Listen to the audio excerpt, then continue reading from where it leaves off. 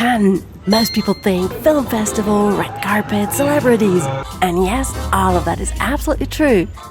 But here's what often gets overlooked. This is also a city with pristine sandy beaches, a medieval hilltop quarter, and 2 islands just offshore that feel like a completely different world. Small enough to explore entirely on foot, big enough to host the world several times a year. We've lived on the French Riviera for years, and Cannes still manages to surprise us. Here are our top 10 things to do, and we promise by the end of this list you'll want to book your trip.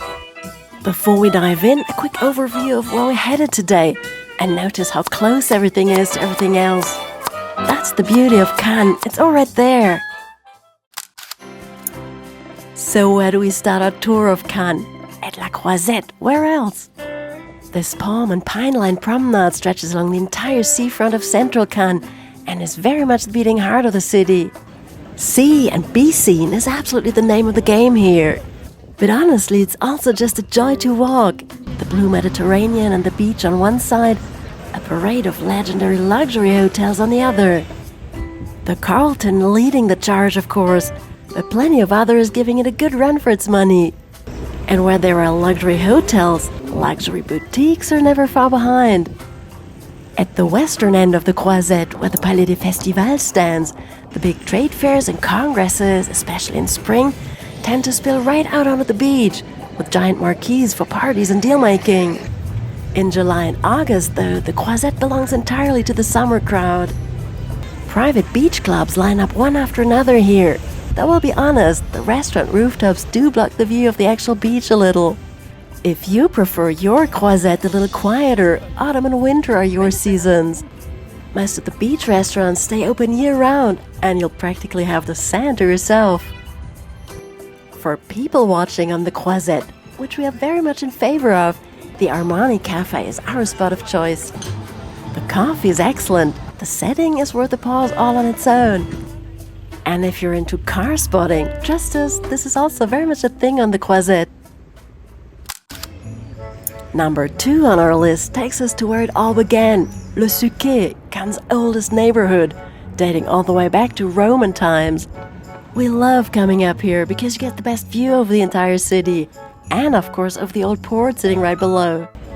From the busy city center at the foot of the hill, head west and pick one of the little lanes winding upwards.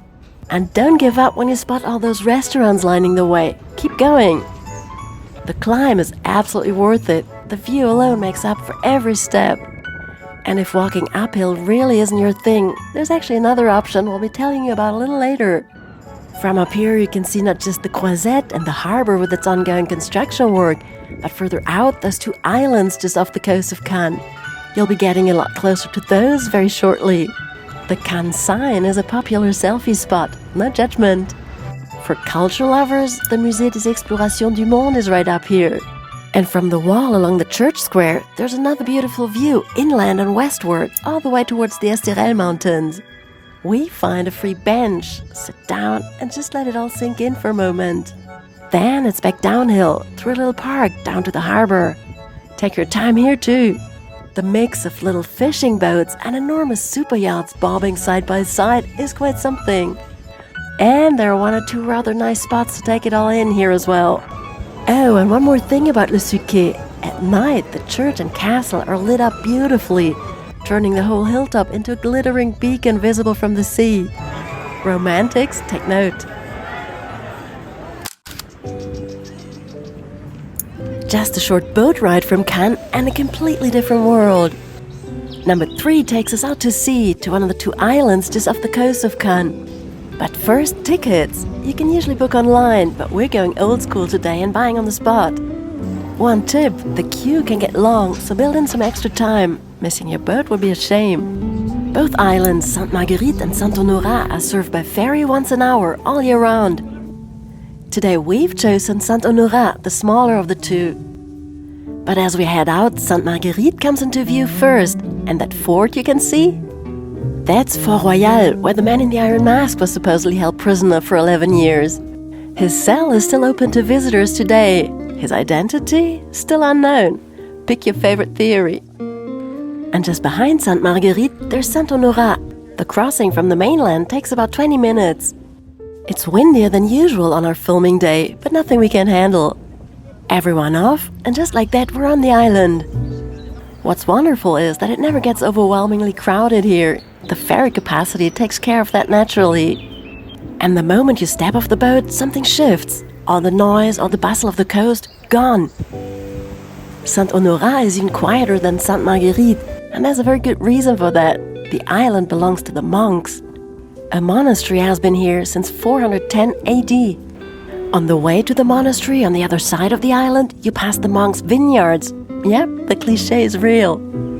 The wines and liquors of Saint-Honorat are famous across the whole Riviera, and in autumn you can even come and help with the harvest.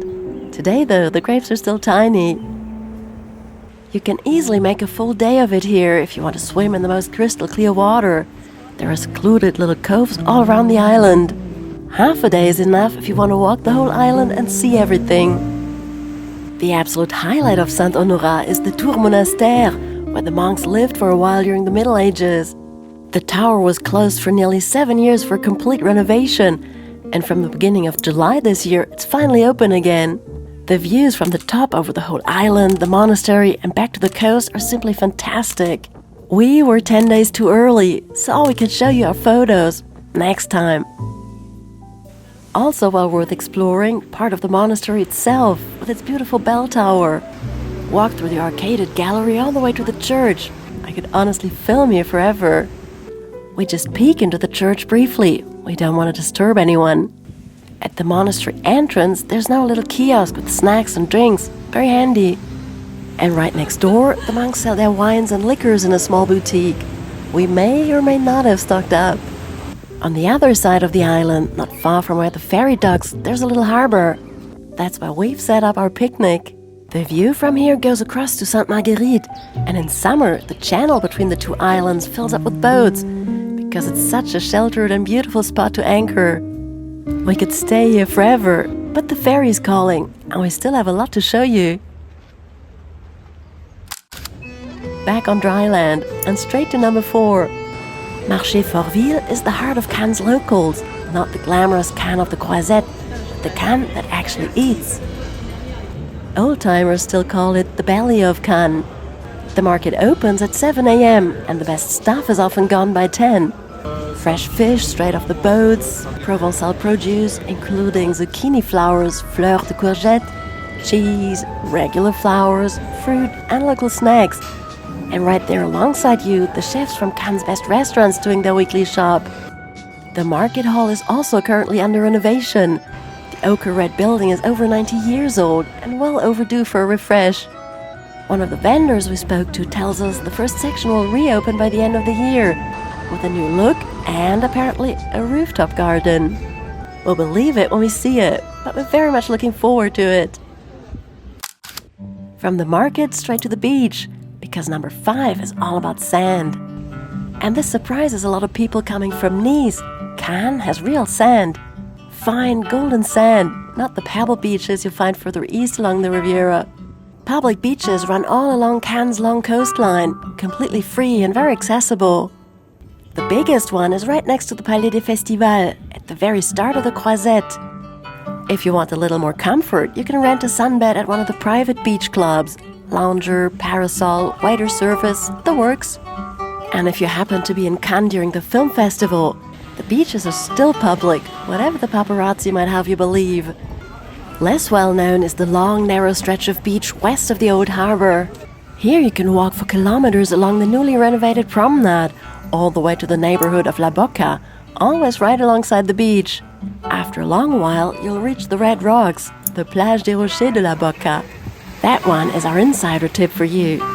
But for now, we're treating ourselves to a little shady break at one of the beach cafes near the harbor. Well earned, we think.